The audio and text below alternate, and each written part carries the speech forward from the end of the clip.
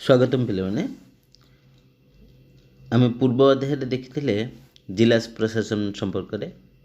ଆଜି ଆମେ ଦେଖିବା ଅଷ୍ଟମ ଶ୍ରେଣୀ ଇତିହାସ ବହିର ରାଜନୀତି ବିଜ୍ଞାନ ବିଭାଗର ଚତୁର୍ଥ ଅଧ୍ୟାୟରେ ରହିଥିବା ଭାରତରେ ରାଜନୈତିକ ଦଳ ଏବଂ ଚାପଦାୟୀ ଗୋଷ୍ଠୀ ସମ୍ପର୍କରେ। ରାଜନୈତିକ ଦଳଗୁଡ଼ିକ ଗଣତାନ୍ତ୍ରିକ ବ୍ୟବସ୍ଥାର ଗୋଟେ ଅବିଚ୍ଛେଦ୍ୟ ଅଙ୍ଗ।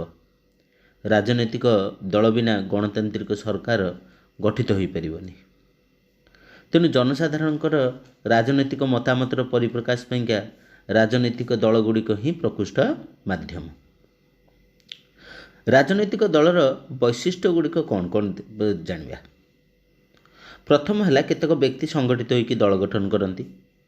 ସେମାନେ କେତେକ ନିର୍ଦ୍ଦିଷ୍ଟ ନୀତି ଉପରେ ସହମତି ପ୍ରକାଶ କରିଥାନ୍ତି। ସେମାନେ ଜାତୀୟ ସ୍ୱାର୍ଥ ସାଧନାରେ ବ୍ରତୀ ହୋଇଥାନ୍ତି। ନିର୍ବାଚନ ମାଧ୍ୟମରେ ସେମାନେ କ୍ଷମତା ହାସଲ କରିବା ଏବଂ କ୍ଷମତା ଜାହିର କରିବା ପାଇଁକା ଉଦ୍ୟମ କରିଥାନ୍ତି। ପ୍ରତି ରାଜନୈତିକ ଦଳର ସଂଗଠନ, ନିୟମାବଳୀ, ପତାକା ଏବଂ ସଂକେତ ଭିନ୍ନ ଭିନ୍ନ ପ୍ରକାରର ରହିଛି। ଭାରତର ନିର୍ବାଚନ ଆୟୋଗ ରାଜନୈତିକ ଦଳଗୁଡ଼ିକୁ ସ୍ୱୀକୃତି ପ୍ରଦାନ କରିଥାନ୍ତି। ଆବଶ୍ୟକ ସ୍ଥଳେ ସ୍ୱୀକୃତି ମଧ୍ୟ ବି ପ୍ରତ୍ୟାହାର କରିଥାନ୍ତି। ଏବେ ଦେଖିବା ରାଜନୈତିକ ଦଳର କାର୍ଯ୍ୟାବଳୀ ସବୁ କ'ଣ। ପ୍ରଥମ ହେଲା, ଦେଶର ସାମାଜିକ, ଅର୍ଥନୈତିକ, ରାଜନୈତିକ ସମସ୍ୟା ଗୁଡ଼ିକୁ ଜନସାଧାରଣମାନଙ୍କର ସମ୍ମୁଖରେ ଉପସ୍ଥାପନ କରିକିରି ଜନମତ ଏବଂ ରାଜନୈତିକ ସଚେତନତା ସୃଷ୍ଟି କରିବା ଏବଂ ରାଜନୈତିକ ପ୍ରକ୍ରିୟାରେ ସକ୍ରିୟ ଅଂଶଗ୍ରହଣ ଦିଗରେ ଲୋକମାନଙ୍କୁ ଉତ୍ସାହିତ କରିବା। ଦ୍ୱିତୀୟରେ ବିଲେ ରାଜନୈତିକ ଦଳଗୁଡ଼ିକ ଲୋକମାନଙ୍କର ନ୍ୟାଯ୍ୟ ଦାବିଗୁଡ଼ିକ ଏକତ୍ରିତ କରିକିରି ସଠିକ୍ ଭାବରେ ଉପଯୁକ୍ତ ସମୟରେ ସରକାରଙ୍କ ପାଖରେ ଉପସ୍ଥାପନ କରିଥାନ୍ତି। ତୃତୀୟରେ ରାଜନୈତିକ ଦଳଗୁଡ଼ିକ ଜନସାଧାରଣଙ୍କ ମଧ୍ୟରୁ ସେମାନଙ୍କର ସଭ୍ୟ ଚୟନ କରିଥାନ୍ତି ଏବଂ ସଭ୍ୟମାନଙ୍କୁ ଦଳର ନୀତି ଆଦର୍ଶ ସମ୍ପର୍କରେ ପ୍ରଶିକ୍ଷଣ ଦେବା ସହିତ ଆଗାମୀ ପିଢ଼ିର ରାଜନେତା ସୃଷ୍ଟି କରିବାରେ ମଧ୍ୟ ବି ସହଯୋଗ କରିଥାନ୍ତି। ରାଜନୈତିକ ଦଳଗୁଡ଼ିକ କ୍ଷମତା ହାସଲ ପାଇଁ ନିର୍ବାଚନ ଲଢ଼ିଥାନ୍ତି।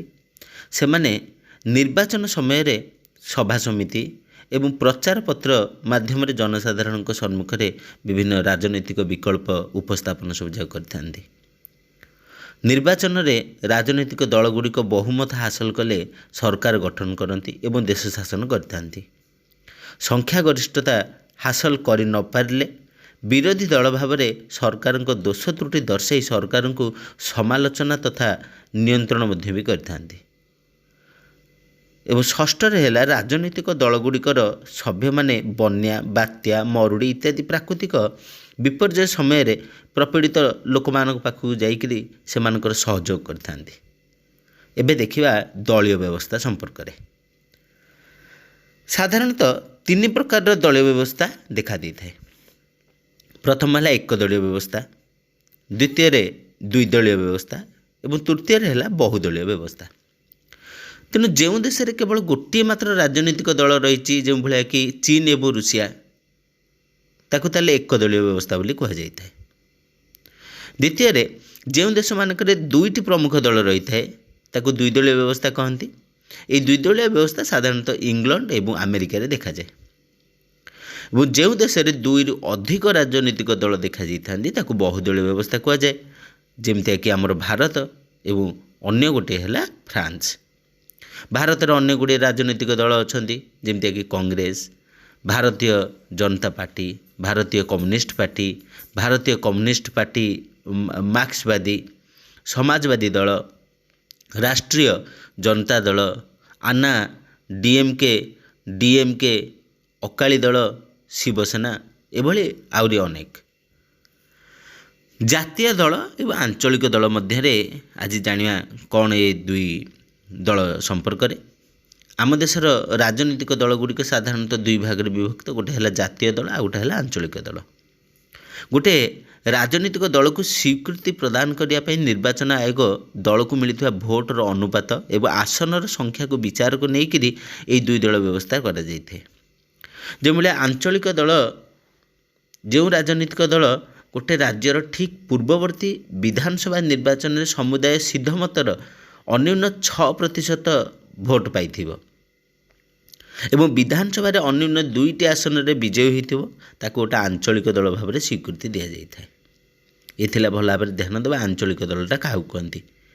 ଏବଂ ଯେଉଁ ରାଜନୈତିକ ଦଳ ରାଜ୍ୟ ବିଧାନସଭା ପାଇଁକା ହୋଇଥିବା ପୂର୍ବବର୍ତ୍ତୀ ସାଧାରଣ ନିର୍ବାଚନରେ ବିଧାନସଭାର ସର୍ବମୋଟ ଆସନ ସଂଖ୍ୟାର ଅନ୍ୟୁନ 3% କିମ୍ବା ଅନ୍ୟୁନ 3 ଗୋଟି ଆସନରେ ବିଜୟ ଲାଭ କରିଥିବ ତାକୁ ମଧ୍ୟ ବି ଗୋଟେ ଆଞ୍ଚଳିକ ଦଳର ସ୍ୱୀକୃତି ମିଳିଥାଏ। ଯେଉଁଭଳିଆ ବିଜେଡ଼ି, ଡିଏମ୍କେ, ତେଲୁଗୁ ଦେଶମ ଇତ୍ୟାଦି ଗୋଟିଏ ଗୋଟିଏ ଆଞ୍ଚଳିକ ଦଳ।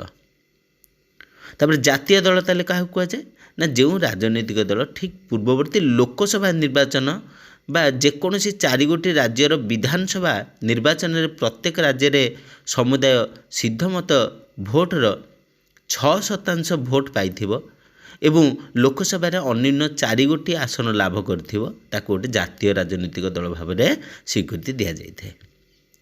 କିମ୍ବା ଯେଉଁ ରାଜନୈତିକ ଦଳର ପ୍ରାର୍ଥୀମାନେ ଲୋକସଭା ପାଇଁକା ହୋଇଥିବା ପୂର୍ବବର୍ତ୍ତୀ ସାଧାରଣ ନିର୍ବାଚନରେ ସମଗ୍ର ଭାରତର ସଂସଦୀୟ ନିର୍ବାଚନ ମଣ୍ଡଳୀ ଗୁଡ଼ିକର ଅନ୍ୟୁନ 2% ସ୍ଥାନରେ ବିଜୟ ଲାଭ କରିଥିବେ ଏବଂ ସେହି ପ୍ରାର୍ଥୀମାନେ ଲୋକସଭାକୁ ଅନ୍ୟାନ୍ୟ 3 ଗୋଟି ରାଜ୍ୟରୁ ନିର୍ବାଚିତ ହୋଇଥିବେ ସେହି ଦଳକୁ ମଧ୍ୟ ବି ଗୋଟେ ଜାତୀୟ ଦଳ ଭାବରେ ସ୍ୱୀକୃତି ଦିଆଯାଇଥାଏ।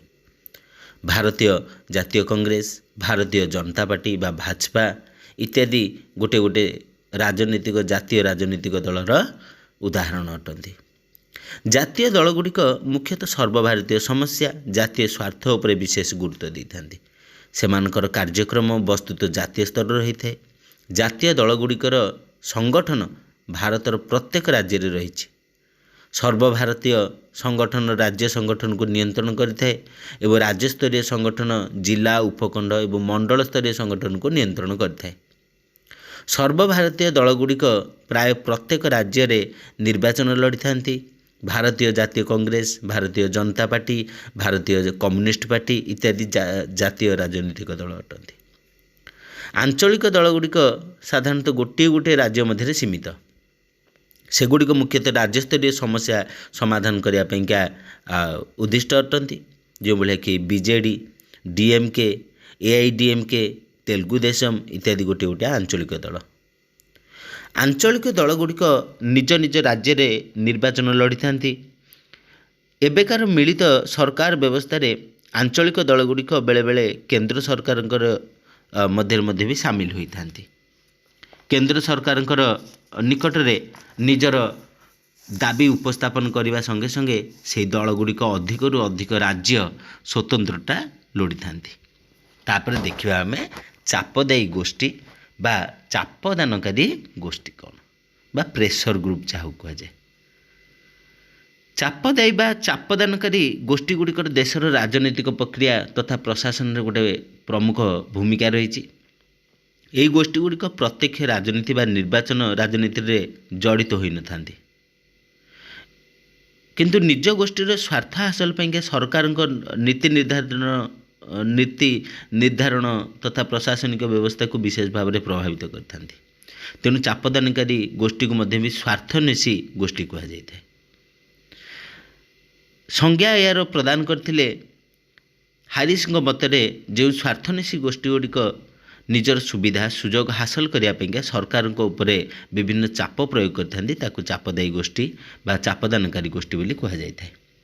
ଏବଂ ଅନ୍ୟ ଜଣେ ବିଶେଷଜ୍ଞ ରହିଛନ୍ତି ଯେ କି ଟର୍ନର, ତାଙ୍କର କହିବା ଅନୁସାରେ ଯେଉଁ ଅଣରାଜନୈତିକ ସଂଗଠନ ଗୁଡ଼ିକ ଏମାନେ ରାଜନୈତିକ ହୋଇନଥାନ୍ତି ସରକାରୀ ନୀତିକୁ ପ୍ରଭାବିତ କରିଥାନ୍ତି ସେମାନଙ୍କୁ ଚାପଦାୟୀ ଗୋଷ୍ଠୀ ବୋଲି କୁହାଯାଇଥାଏ। ଏବଂ ଅନ୍ୟ ଜଣଙ୍କ ମତରେ ଏକ୍ସଟ୍ରିନଙ୍କର ମତରେ ଚାପ ଗୋଷ୍ଠୀର ଗୋଟେ ସୁନ୍ଦର ସଂଜ୍ଞା ପ୍ରଦାନ କରିଛନ୍ତି ସେ ଏବଂ କହିଛନ୍ତି ତାଙ୍କ ମତରେ ଗୋଟିଏ ପ୍ରକାର ମନୋଭାବାପନ୍ନ, ଏକ ପ୍ରକାର ମୂଲ୍ୟବୋଧ ଏବଂ ସ୍ୱାର୍ଥରେ ବିଶ୍ୱାସୀ ଗୋଟେ ସୁସଂଗଠିତ ସାମାଜିକ ଗୋଷ୍ଠୀ ପ୍ରତ୍ୟେକ ସରକାରୀ ପଦବୀ ଗ୍ରହଣ ନ କରିକି ନିଜ ସ୍ୱାର୍ଥ ସାଧନ ପାଇଁକା ସରକାରୀ ନୀତିକୁ ପ୍ରଭାବିତ କଲେ ତାକୁ ଚାପଦାୟୀ ଗୋଷ୍ଠୀ ବା ଚାପଦାନକାରୀ ଗୋଷ୍ଠୀ ବୋଲି କୁହାଯାଇଥାଏ। ଏଇ ଯେଉଁ ଚାପଦାନକାରୀ ଗୋଷ୍ଠୀର ଲକ୍ଷଣ ଗୁଡ଼ିକ କ'ଣ କ'ଣ ସେ ବିଷୟରେ ଟିକେ ଆଲୋଚନା କରିବା। ପ୍ରଥମ ହେଲା ଏହା ଗୋଟେ ସମଭାବାପନ୍ନ ତଥା ସମସ୍ୱାର୍ଥୀ ବ୍ୟକ୍ତିମାନଙ୍କର ଗୋଟେ ଗୋଷ୍ଠୀ ହୋଇଥାଏ। ଏହା କୌଣସି ରାଜନୈତିକ ଦଳ ସହିତ ପ୍ରତ୍ୟକ୍ଷ ଭାବରେ ସମ୍ପୃକ୍ତ ନୁହନ୍ତି। ସ୍ୱାର୍ଥ ସାଧନ ଲକ୍ଷ୍ୟରେ ଏଇଟା ଗୋଟେ ଅସ୍ଥାୟୀ ବା ସ୍ଥାୟୀ ଗୋଷ୍ଠୀ ହୋଇଥାଏ। ଏଇ ଚାପଦାନକାରୀ ଗୋଷ୍ଠୀ ଗୁଡ଼ିକ ପ୍ରତ୍ୟକ୍ଷ ରାଜନୀତି କ୍ଷେତ୍ରକୁ ନ ଆସିକି ପର୍ଦ୍ଦା ଆଢ଼ୁଆଳରେ ରହିକି କାର୍ଯ୍ୟ କରିଥାନ୍ତି। ଏମାନଙ୍କର ଶ୍ରେଣୀ ବିଭାଗ ଦେଖିବା। ପ୍ରଥମେ ହେଲା ସଂଘୀୟ ଗୋଷ୍ଠୀ। ଏମାନଙ୍କୁ ସାଧାରଣତଃ 4 ଭାଗରେ ବିଭକ୍ତ କରାଯାଏ। ପ୍ରଥମଟା ହେଲା ସଂଘୀୟ ଗୋଷ୍ଠୀ।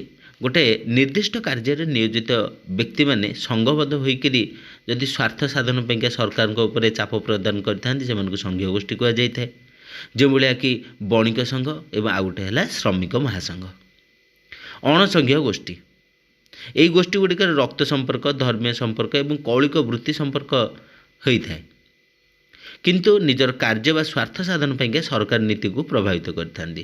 ଯେଉଁଭଳିଆ କି ବୈଧ ଭିକ୍ଷୁ ଗୋଷ୍ଠୀ, ଯାଦବ ମହାସଭା, ସ୍ୱର୍ଣ୍ଣକାର ଗୋଷ୍ଠୀ। ତୃତୀୟରେ ହେଲା ଆନୁଷ୍ଠାନିକ ଗୋଷ୍ଠୀ। ଏହି ସଂଘଗୁଡ଼ିକ ବିଭିନ୍ନ ଅନୁଷ୍ଠାନରେ କାର୍ଯ୍ୟରତ ବ୍ୟକ୍ତିମାନଙ୍କୁ ନେଇକରି ଗଠିତ ହୋଇଥାଏ। ସେମାନେ ଆନୁଷ୍ଠାନିକ ସ୍ୱାର୍ଥ ମାଧ୍ୟମରେ ନିଜର ସ୍ୱାର୍ଥ ସାଧନ କରିବା ପାଇଁକା ସରକାରଙ୍କ ଉପରେ ଚାପ ପକାଇଥାନ୍ତି। ଯେମିତିକି ୟାର ଉଦାହରଣ ହେଲା ଅମଲାତନ୍ତ୍ର। ଚତୁର୍ଥରେ ରହିଲା ସାମାଜିକ ମୂଲ୍ୟବୋଧ ବିରୋଧୀ ଚାପି ଗୋଷ୍ଠୀ। ଏହି ଗୋଷ୍ଠୀ କୌଣସି ନିର୍ଦ୍ଦିଷ୍ଟ ସାମାଜିକ ମୂଲ୍ୟବୋଧରେ ବିଶ୍ୱାସ ନ କରିକି ହିଂସାତ୍ମକ ପନ୍ଥାରେ ସେମାନଙ୍କର ସ୍ୱାର୍ଥ ସାଧନ ପାଇଁକା କାର୍ଯ୍ୟ କରିଥାନ୍ତି। ଏହାର ଉଦାହରଣ ହେଲା ଉଲ୍ଫା, ଜାମ୍ମୁ କାଶ୍ମୀର ଲିବରେସନ୍ ଫ୍ରଣ୍ଟ ବା JKLF। ସେହିପରି ଚାପ ଗୋଷ୍ଠୀ ଗୁଡ଼ିକୁ ସେମାନଙ୍କର ଉଦ୍ଦେଶ୍ୟ ଅନୁସାରେ ମଧ୍ୟ ବି 2 ଭାଗରେ ବିଭକ୍ତ କରାଯାଇଥାଏ। ପ୍ରଥମ ହେଲା କ'ଣ? ସ୍ୱାର୍ଥୀ ଗୋଷ୍ଠୀ, ଆଉ ଗୋଟେ ହେଲା ଜନମଙ୍ଗଳକାରୀ ଗୋଷ୍ଠୀ। ଯେଉଁ ଗୋଷ୍ଠୀ ଗୁଡ଼ିକ ଜନସାଧାରଣମାନଙ୍କର ସ୍ୱାର୍ଥ ପାଇଁକା ଭୃକ୍ଷେପ ନ କରିକି ନିଜ ସ୍ୱାର୍ଥ ପାଇଁକା ସରକାରଙ୍କ ଉପରେ ଚାପ ପ୍ରଦାନ କରିଥାନ୍ତି ସେମାନଙ୍କୁ ସ୍ୱାର୍ଥୀ ଗୋଷ୍ଠୀ କହନ୍ତି। ଏବଂ ଯେଉଁମାନେ ଜନମଙ୍ଗଳକାରୀ କାର୍ଯ୍ୟ ପାଇଁକା ସରକାରଙ୍କ ଉପରେ ଚାପ ପ୍ରଦାନ କରିଥାନ୍ତି ସେମାନଙ୍କୁ ଜନମଙ୍ଗଳକାରୀ ଗୋଷ୍ଠୀ ମଧ୍ୟ ବି କୁହାଯାଇଥାଏ। ତେଣୁ ସେଗୁଡ଼ିକ ଜନମଙ୍ଗଳକାରୀ ଗୋଷ୍ଠୀ ହେଲେ ବସ୍ତି ବାସିନ୍ଦା ଉନ୍ନୟନ ସଂଘ। କିନ୍ତୁ ସ୍ୱାର୍ଥ ଗୋଷ୍ଠୀ ପାଇଁକା କ'ଣ ନା ନିଜର ସ୍ୱାର୍ଥ କଥା ସବୁଯାକ କରିବା ପାଇଁକା ଦେଖିବା ପାଇଁକା ନିଜେ ଗୋଟେ ସଂସ୍ଥା କରିକିରି ଯେଉଁଟା କରାଯାଇଥାଏ। ଏବଂ ଯେଉଁ ଚାପଦାନକାରୀ ଗୋଷ୍ଠୀ ଗୁଡ଼ିକ କ୍ଷଣିକ ସ୍ୱାର୍ଥ ପାଇଁକା ସଂଗଠିତ ହୋଇଥାନ୍ତି ସେମାନଙ୍କୁ ସ୍ୱାର୍ଥ ସାଧିତ ହୋଇଗଲା ପରେ ସେ ଗୋଷ୍ଠୀ ଗୁଡ଼ିକ ବିଲୟ ଘଟିଥାଏ ତାକୁ କ୍ଷଣସ୍ଥାୟୀ ଚାପ ଗୋଷ୍ଠୀ କୁହାଯାଇଥାଏ।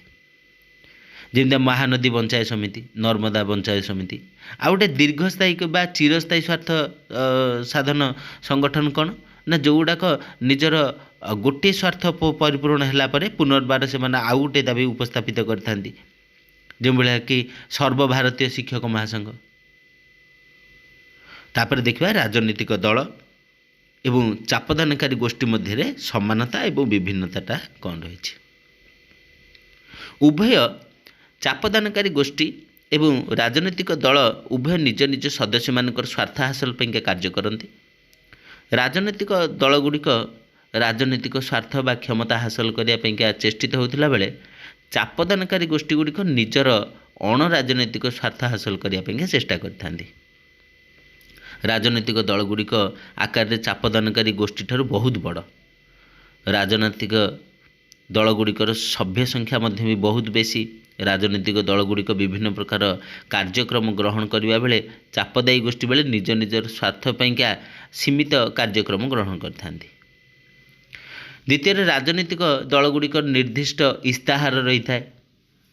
ଏହାର ସଭ୍ୟମାନଙ୍କୁ ବିଧିବଦ୍ଧ ଭାବରେ ପଞ୍ଜୀକୃତ କରାଯାଇଥାଏ ଏବଂ ନିର୍ଦ୍ଦିଷ୍ଟ ନିୟମ ମାନି ଚଳିବାକୁ ପଡ଼ିଥାଏ। ଏବଂ ଯେଉଁ ସଭ୍ୟମାନେ ଏହାର ବ୍ୟତିକ୍ରମ କରନ୍ତି ସେମାନଙ୍କୁ ଦଳରୁ ବହିଷ୍କାର କରାଯାଏ। ରାଜନୈତିକ ଦଳଗୁଡ଼ିକର ନିର୍ଦ୍ଦିଷ୍ଟ ଦଳୀୟ ପତାକା ରହିଛି, ଦଳୀୟ ସମ୍ବିଧାନ ରହିଛି, ଦଳୀୟ ସଂକେତ ମଧ୍ୟ ବି ରହିଛି। କିନ୍ତୁ ଅନ୍ୟ ଦିଗରେ ଚାପଦାନକାରୀ ଗୋଷ୍ଠୀ ଗୁଡ଼ିକର ସଭ୍ୟ ସଂଖ୍ୟା ସୀମିତ, ସେମାନଙ୍କର ନିର୍ଦ୍ଦିଷ୍ଟ ପତାକା ନାହିଁ, ଚୟନ ପଦ୍ଧତି ନଥାଏ।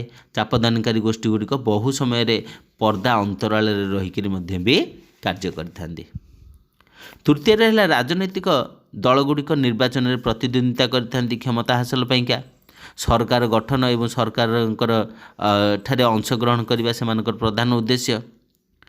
ରାଜନୈତିକ ଦଳଗୁଡ଼ିକ ପଞ୍ଜୀକୃତ ନହେଲେ ସେମାନେ ନିର୍ବାଚନ ଲଢ଼ିପାରିବେନି। କିନ୍ତୁ ଚାପଦାନକାରୀ ଗୋଷ୍ଠୀଗୁଡ଼ିକ ପ୍ରତ୍ୟକ୍ଷ ରାଜନୀତିଠାରୁ ଦୂରେଇ ରହିଥାନ୍ତି। ସେମାନେ ନିର୍ବାଚନରେ ପ୍ରତିଦ୍ୱନ୍ଦିତା କରନ୍ତିନି। କ୍ଷମତା ବଳୟରୁ ବାହାରେ ରହିକିରି ସରକାରୀ ନୀତିକୁ ପ୍ରଭାବିତ କରିବା ସେମାନଙ୍କର ହେଲା ମୁଖ୍ୟ ଉଦ୍ଦେଶ୍ୟ। ଚତୁର୍ଥରେ ହେଲା ଜଣେ ବ୍ୟକ୍ତି ଏକ ସମୟରେ କେବଳ ଗୋଟିଏ ରାଜନୈତିକ ଦଳରେ ସଭ୍ୟ ହୋଇପାରିବ, କିନ୍ତୁ ଜଣେ ବ୍ୟକ୍ତିର ବିଭିନ୍ନ ପ୍ରକାର ସ୍ୱାର୍ଥ ଥିବାରୁ ସେ ଗୋଟାଏ ସମୟରେ ଏକାଧିକ ଚାପଦାନକାରୀ ଗୋଷ୍ଠୀର ସଭ୍ୟ ହୋଇକି ରହିଯିବ। ଭାରତରେ କାର୍ଯ୍ୟରତ କେତେକ ପ୍ରମୁଖ ଚାପଦାନକାରୀ ଗୋଷ୍ଠୀଗୁଡ଼ିକ ହେଲା, ପ୍ରଥମ ହେଲା ସର୍ବଭାରତୀୟ ଶ୍ରମିକ ସଂଘ, ସର୍ବଭାରତୀୟ ଶିକ୍ଷକ ମହାସଂଘ, ଓଡ଼ିଶା ଡାକ୍ତରୀ ସେବା ସଂଘ, ସରକାରୀ କଲେଜ ଶିକ୍ଷକ ସଂଘ, ନିଖିଳ ଉତ୍କଳ ଶିକ୍ଷକ ମହାସଂଘ। ସର୍ବଶେଷରେ ଚାପଦାନକାରୀ ଗୋଷ୍ଠୀଙ୍କର ଭୂମିକା ବିଶେଷ ଭାବରେ ଗୁରୁତ୍ୱପୂର୍ଣ୍ଣ। ଚାପଦାନକାରୀ ଗୋଷ୍ଠୀଗୁଡ଼ିକ ବିଭିନ୍ନ ପ୍ରକାରର ପ୍ରତିବାଦମୂଳକ ମାଧ୍ୟମ ଯଥା ଧର୍ମଘଟ, ବନ୍ଦ ପାଳନ, ରାସ୍ତା ରୋକ ଇତ୍ୟାଦି ଜରିଆରେ ସରକାରଙ୍କୁ ନିଜ ଦାୟିତ୍ୱ ସମ୍ପାଦନ କରିବା ପାଇଁକା ସଚେତନ କରାଇଥାନ୍ତି। ତେଣୁ ଏଇ ରହିଥିଲା ଚାପଦାନକାରୀ ଗୋଷ୍ଠୀ ଏବଂ ସେମାନଙ୍କର ପ୍ରଭାବ। ସେମାନେ କେଉଁଭଳିକା ନିଜର ସ୍ୱାର୍ଥଟାକୁ ହାସଲ କରିଥାନ୍ତି, ସରକାରଙ୍କ ଠାରୁ କେଉଁଭଳିକା ପ୍ରେସର ପକାଇକିରି ଗ୍ରହଣ କରିଥାନ୍ତି। ତେଣୁ ଏଥିରୁ ତାହେଲେ ଆମେ କ'ଣଟା ଶିଖିଲେ ନା, ଆମେ ଶିଖିଲେ ରାଜନୈତିକ ଦଳ ଗଣତାନ୍ତ୍ରିକ ବ୍ୟବସ୍ଥାର ଗୋଟେ ଅପରିହାର୍ଯ୍ୟ ଅଙ୍ଗ। କେତେକ ସମଭାବାପନ୍ନ ବ୍ୟକ୍ତି ଗୋଟେ ନିର୍ଦ୍ଦିଷ୍ଟ ଜାତୀୟ ସ୍ୱାର୍ଥ ସମ୍ମତି ନୀତିରେ ରୂପାୟନ ହୋଇକି ସଂଗଠିତ ହୋଇକି ନିର୍ବାଚନ ମାଧ୍ୟମରେ କ୍ଷମତା ହାସଲ କରିବା ପାଇଁକା ଉଦ୍ୟମ କଲେ ସେଇଟା ଗୋଟେ ରାଜନୈତିକ ଦଳର ରୂପ ନେଇଥାଏ। ପ୍ରତି ରାଜନୈତିକ ଦଳର ସଂଗଠନ, ନିୟମାବଳୀ, ପତାକା ଏବଂ ସଂକେତ ରହିଛି। ରାଜନୈତିକ ଦଳ ଦୁଇ ପ୍ରକାରର, ଗୋଟେ ହେଲା ଜାତୀୟ ଦଳ ଆଉ ଗୋଟେ ହେଲା ଆଞ୍ଚଳିକ ଦଳ। ନିର୍ବାଚନ ଆୟୋଗ ରାଜନୈତିକ ଦଳମାନଙ୍କୁ ସ୍ୱୀକୃତି ପ୍ରଦାନ କରିଥାନ୍ତି। ଚାପ ଗୋଷ୍ଠୀ ଗୋଟେ ଦଳଗତ ଗୋଷ୍ଠୀ, ମାତ୍ର ଏମାନେ ନିଜର ନିର୍ଦ୍ଦିଷ୍ଟ ଲକ୍ଷ୍ୟ ସ୍ୱାର୍ଥ ସାଧନ ପାଇଁକା ସରକାରଙ୍କ ଉପରେ ଚାପ ପକାଇଥାନ୍ତି ଏବଂ ଆନ୍ଦୋଳନାତ୍ମକ ଆଭିମୁଖ୍ୟ ଗ୍ରହଣ କରିଥାନ୍ତି। ତାହେଲେ ଏଇ ଥିଲା ତୁମମାନଙ୍କର ଯେଉଁ ଚତୁର୍ଥ ରାଜନୈତିକ ବିଜ୍ଞାନର ଚତୁର୍ଥ ଅଧ୍ୟାୟ। ତେଣୁ ଭାବୁଛି ଭଲ ଭାବରେ ୟାକୁ ପାଠ କରିବ ଏବଂ ଏହାର ଥିବା ସମସ୍ତ ପ୍ରଶ୍ନ ଉତ୍ତରକୁ ନିଜ ଖାତାରେ କରିନେଇଥିବା। ତାହେଲେ ରହୁଛି, ପୁଣି ଥିଲା ଆଗାମୀ ଗୋଟେ ନୂତନ କାଳାଂଶରେ। ସେ ପର୍ଯ୍ୟନ୍ତ ରହୁଛି, ଧନ୍ୟବାଦ।